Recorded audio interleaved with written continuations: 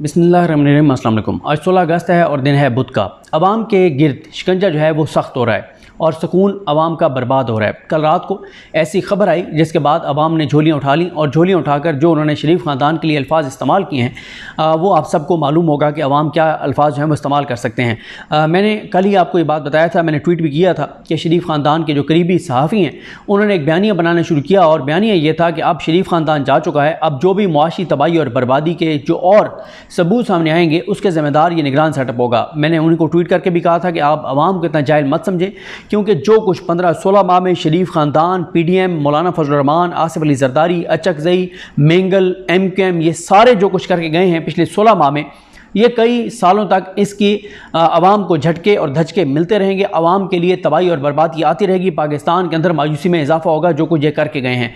और वजह यह है कि जब इनको मुसल्लत किया गया पाकिस्तान के ऊपर तो तब भी पाकिस्तान की मुईशत जो है वो ICU में थी।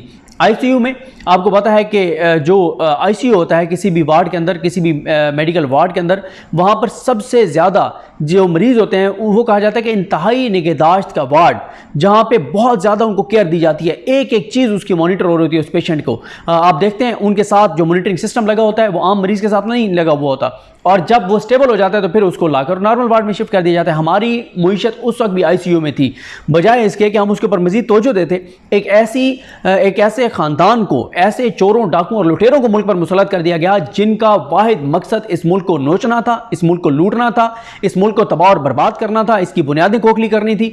अपना ज़ाती मफाद था, अपने करप्शन केसेस थे, अपने ज़ाती मामलात और मफादात थे। मरियम को बरी करवा लिया, कैप्टन सफदर को बरी करवा लिया, शबाश को बरी करवा लिया, हमजा शबाज को बरी करवा लिया, सलमान शबाज को बरी करवा लिया, इसाक डार को वापस ले आए, जरदारी साहब के केसेस ख़त्म हो गए। सब ने अपनी अपनी मर्जी के केसेस सेटल करवाए, अपनी मर्जी के काम किए। ये नहीं सोचा कि अवाम का क्या होगा, पाकिस्तान का क्या होगा।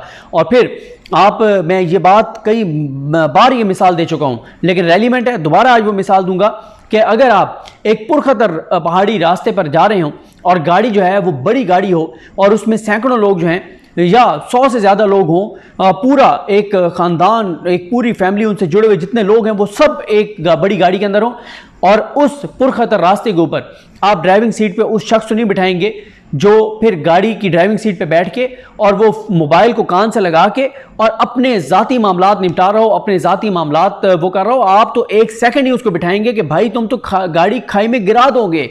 एक ऐसी जगह जहाँ पे ड्राइवर को जो है वो पहले से ज़्यादा मुहतात होना है, बहुत एहतियात करनी है, और एक ऐसा ड्राइवर चाहिए जो उन पहाड़ी रास्तों का एक्सपर्ट हो, जो वो उन पहाड़ी रास्तों पर गाड़ी चला सके।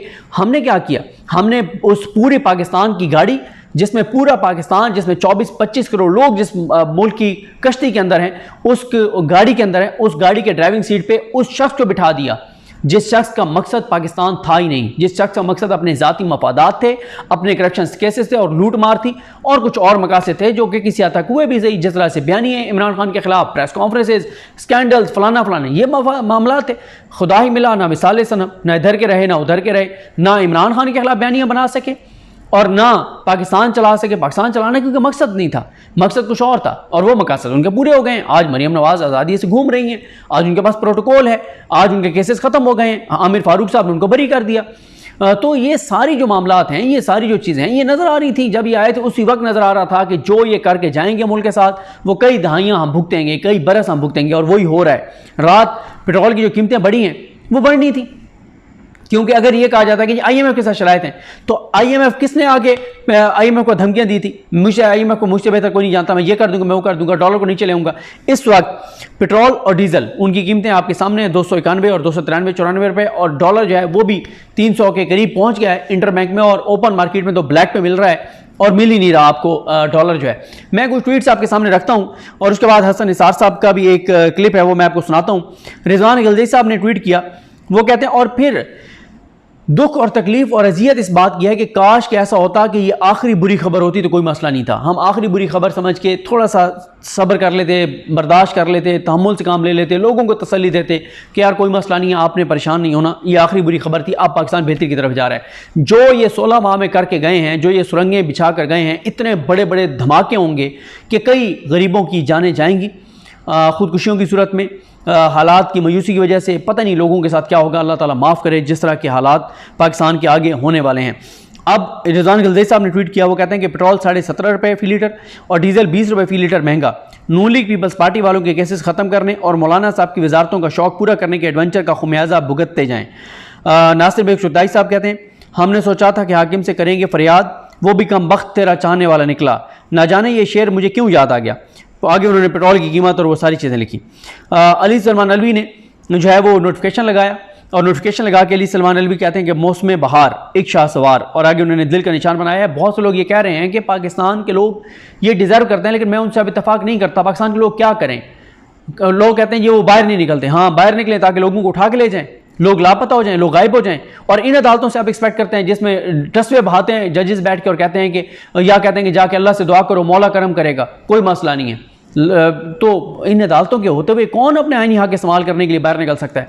आईनी हक तो आप उस मुल्क में इस्तेमाल करते हैं आपको पता हो कि यार मेरे साथ ज्यादती होगी, तो अदालतें हैं। यहाँ पे एक जज नहीं है जो अपना फैसला इंप्लीमेंट करवा सके, और वो रो रहे हैं बैठ के कुर्सियों के ऊपर और तसल्लियाँ दे रहे हैं और लोगों को दुआ करें बस।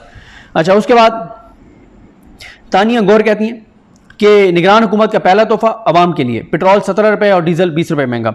अच्छा, मोहम्मद फ़हीम ने कहा था कि काकर साहब आज पहला अवाम को तोहफा देंगे, फिर उन्होंने अपने ट्वीट को को ट्वीट किया है। शराज अहमद शराजी कहते हैं कि पीडीएम हुकूमत तेरा बेड़ा गर्क हो। मरियम नवाज़ खान जो जियो की रिपोर्टर हैं, सुप्रीम कोर्ट को कवर करती हैं, उन्होंने उस नोटिफिकेशन को मिनिस्टर ऑफ फाइनेंस का जो ट्वीट है उसको को ट्वीट करते हुए लिखा कि पेट्रोल बम्बिंग। कमरुल मुनव्वर साहब कहते हैं, बड़े ज़बरदस्त क्राइम रिपोर्टर हैं, आजकल समा टीवी का हिस्सा हैं।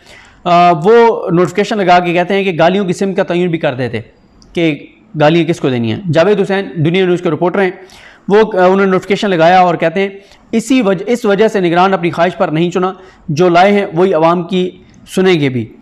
उसके बाद सबूक सैयद साहब कहते हैं कि मुबारक को नोटिफिकेशन लगा के कहते हैं। उबैद अवान कहते हैं, जिस दिन से रूसी तेल आया उस दिन से पाकिस्तानियों के लेसन लगना शुरू हो गए। हुक्मरान अपनी मरात लेकर निकल लिए और अब अवाम का तेल निकाला जा रहा है, पीडीएम के तोहफे। नेमत खान कहते हैं कि they just drop petrol bomb. उसके बाद शहबाज राना साहब कह रहे हैं कि ज़िंदगी अभी मज़ीद मुश्किल होगी पाकिस्तानियों की अक्सरियत की, और इस चीज़ को छोड़ दें कौन पावर में है कौन नहीं है। और ये एक बड़ा शौक़ है लोगों के लिए कि 20 रुपये पेट्रोल और 20 रुपये डीजल और 17.5 रुपये पेट्रोल जो है वो बढ़ा दिया गया है। और ये यहाँ नहीं रुकेगा क्योंकि डॉलर जो है वो आउट ऑफ कंट्रोल है। कल आपने देखा डॉलर ओपन मार्केट में बहुत बड़ी उसने जंप मारा और इंटर बैंक में 3 रुपये डॉलर एक दिन में बढ़ गया। जुलाई के महीने में हमारी रेमिटेंसेस भी कम हो गई, हमारी एक्सपोर्ट्स भी कम हो गई और डॉलर भी बढ़ रहा है। और फॉरेन इन्वेस्टमेंट जुलाई के महीने में कोई हमारी खास इन्वेस्टमेंट भी नहीं आ सकी। अब आगे इंटरनेशनल मार्केट में अगर पेट्रोल डीजल बढ़ेगा उसकी कीमत भी एडजस्ट होगी, और जो डॉलर महंगा हो रहा है उसके लिए भी ज़ाहिर है आपको वो करना पड़ेगा। और अब ये जो पेट्रोल और डीजल की कीमतें बढ़ी हैं, अब अगला झटका आपको आने वाला है बिजली के बिलों का। मज़ीद बिजली में इजाफा होगा। पहले जो बिजली के बिल आए हैं वो मुझे बताने की ज़रूरत नहीं है, आप सब जानते हैं। अली मुमताज़ साहब कहते हैं कि निगरान हुकूमत का बुरा भला मत कहिएगा, ये तोहफा इसहाक डार का दिया हुआ है, बर्दाश्त कर, जिक्र ना कर और कोई हाल नहीं। मुजम्मिल असलम साहब कहते हैं चलो चलो लंदन चलो। अली मलिक कहते हैं कि डॉलर की ट्रिपल सेंचुरी के बाद पेट्रोल और डीजल भी 300 की जानिब चल पड़े। पेट्रोल की नई कीमत 290 रुपये 45 पैसे और डीजल की नई कीमत 293 रुपये 40 पैसे फी लीटर हो गई। वो मेहताब हैदर साहब कहते हैं कि first stroke of care taker PM. और उसके बाद फ़हीम अख्तर मलिक साहब कहते हैं कि पूरे 15 माह बाद, क्योंकि मुनीफ फारूक साहब ने ट्वीट किया था पेट्रोल बम और उन्होंने इसको पेट्रोल बम कहा था, तो उसको को ट्वीट करते हुए फ़हीम अख्तर साहब ने कहा है कि पूरे 15 माह बाद मुनीफ फारूक साहब ने पेट्रोल बम का लफ्ज़ इस्तेमाल किया, मुबारक। उसके बाद जो मेहताब हैदर साहब हैं वो कहते हैं कि देखेंगे आप कि ये केयर टेकर जो है ऐसे स्टेप्स उठाएगा कि आपको पिछले 5 साल की कारकर्दगी जो है वो भूल जाएगी। फ़हीम अख्तर साहब कह रहे हैं कि अब आपको वो सारे नाम नहाद साफ़ी और एंकर्स हजरात पेट्रोलियम मसनूआत की कीमतों में इजाफे पर तनकीद करते नजर आएंगे जो 16 माह चूहे की बिल में छुपे हुए थे। वो ऐसा इसलिए करेंगे ताकि शहबाज हुकूमत को क्रेडिट दे सकें कि उन्होंने कीमतें कम रखी हुई थी। मीडिया मुहिम। इमरान मीर साहब कहते हैं कि कौम के लिए नए निगरान की सलामी। उसके बाद इरशाद भट्टी साहब कहते हैं इंतहाई खुशी और फ़ख्र से पूरी कौम को इतला दी जाती है कि माशाल्लाह आज से पेट्रोल 290 रुपये फी लीटर हो गए। अब पेट्रोल ट्रिपल सेंचुरी की तरफ रवाना हुआ है। अब तो यूनुस खान का 313 रन का रिकॉर्ड खतरे में लग रहा है। आप सबसे गुजारिश है कि आप पेट्रोल लेते वक्त नवाज शरीफ, शहबाज शरीफ, मौलाना जरदारी डार के दर्जात की बुलंदी के लिए दुआ करें। मुगीस अली साहब कहते हैं कि गुर्बत मुकाओ मुहिम जारी, अवाम पर जुल्म अजीम, पेट्रोल 17.5 और डीजल 20 रुपये मजीद महंगा, शुक्रिया किसका अदा करें, महंगाई का बड़ा तूफान आ रहा है। अहमद जंजुआ साहब कहते हैं कि पेट्रोल और डॉलर की कीमत तकरीबन बराबर, इमरान खान के दौर में मईशत का रोना, महंगाई की गर्दान पड़ने, महंगाई मार्च निकालने वाले, मुआशी सर्विस देने वाले फनकार और उनके साथी कलमकारों से गुजारिश है कि अब $1 लेकर जाएं, 1 लीटर पेट्रोल लेकर आएं और शर्म पीकर डूब कर मर जाएं और शर्म से पीकर डूब कर मर जाएं। शाकिर महमूद अवान साहब कहते हैं, जो बहुत एक्टिव हैं, इनका यूट्यूब चैनल बड़ा ज़बरदस्त है, लाहौर से रिपोर्टिंग करते हैं, लाहौर की ATC हो, लाहौर की ट्रायल कोर्ट्स हों, डिस्ट्रिक्ट कोर्ट्स हों, हाई कोर्ट हो, बहुत ज़बरदस्त रिपोर्टर हैं। शाकिर महमूद अवान, इनका ट्विटर है @shakiravaan88। शाकिर महमूद अवान साहब कहते हैं कि गरीब मुकाओ मुहिम शुरू हो चुकी है। शहबाज हुकूमत ने जो तबाही मचाई उसकी जो है वो भरपाई अब नामुमकिन हो चुकी है। बेगैरत बेशरम नाम नहाद वो सहाफ़ी कहाँ हैं जो बगलें बजाते नहीं थकते थे। बहुत सख्त उन्होंने ट्वीट किया है, लेकिन दुरुस्त ट्वीट है, ज़ाहिर है आप कैसे कह सकते हैं कि ये ट्वीट गलत है। और उसके बाद वो कहते हैं, खालिद जमील साहब कहते हैं कि पेट्रोल की कीमत में 17.5 जबकि डीजल 20 रुपये लीटर महंगा कर दिया। और वो कहते हैं कि वो तो सिर्फ कफन चोर थे, अब इस बाप की हुकूमत का क्या कहना है। सलमा कौसर ने शाइस्ता यूसुफ साहिबा को ट्वीट किया है। शाइस्ता यूसुफ ने ट्वीट किया वो नोटिफिकेशन और कहती हैं कि तोहफ़ा कबूल करो। शाइस्ता यूसुफ को ट्वीट करते हुए सलमा कौसर पब्लिक न्यूज़ की एंकर हैं, वो कहती हैं कि या अल्लाह इन नेक लोगों को अपने पास बुला लें, हमने बहुत मुस्तफ़ीद हो लिया, बस अब बहुत हो गई, बस हो गई अब। उसके बाद महा अनवर वो ट्वीट करती हैं इंडिपेंडेंट उर्दू के ट्वीट को, जिसमें वो नोटिफिकेशन लगाए और कहती हैं कि लानत बेशुमार।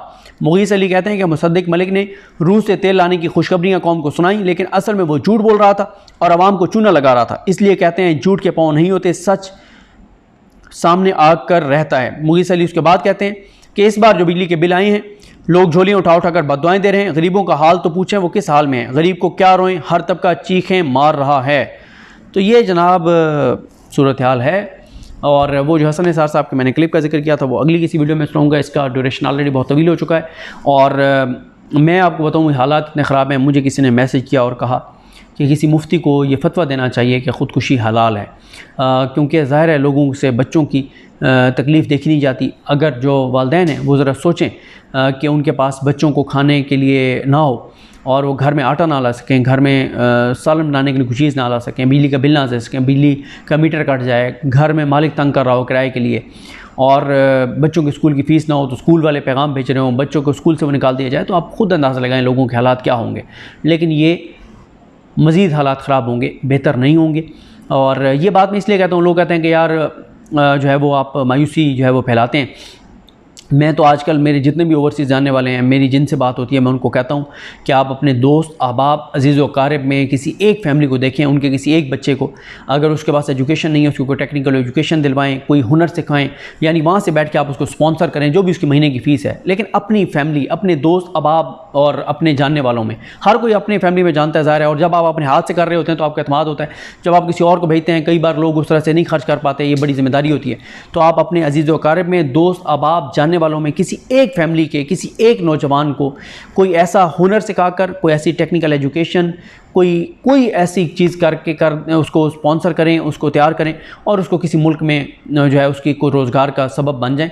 ये सदका जारी होगा, अल्लाह ताला आपको इस पर बहुत अजर देगा, क्योंकि पाकिस्तान में तो मुस्तक़बिल करीब में बिल्कुल हालात ठीक होते हुए नज़र नहीं आ रहे, बल्कि और ज़्यादा हालात ख़राब होते हुए नज़र आ रहे हैं। तो एक नौजवान को अगर आप किसी मुल्क में भिजवा देंगे, उसको यहाँ पे स्किल सिखा के, तो उसका घर अगर चलता रहेगा तो आपको इस सदका जारी का सवाब मिलता रहेगा।